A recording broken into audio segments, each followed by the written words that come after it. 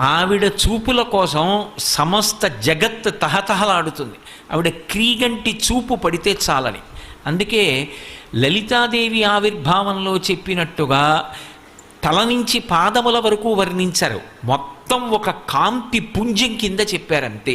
అందుకే తలతలమని మీను మెరయ ధగధగమనుచున్ కలుముల నీనటి చూపుల, ఆ చూపులకున్నటువంటి వైభవం అది. లక్ష్మీదేవి యొక్క అనుగ్రహము అన్న మాటకు అర్థం ఏమిటంటే కేవలం ఆవిడ ఒక్క చూపు చూస్తుంది ప్రసన్నంగా.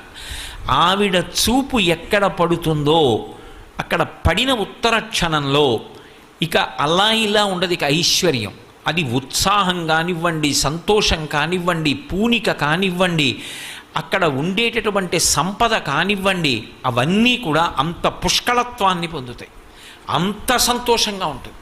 అందుకే ఆవిడ చూపులలోంచి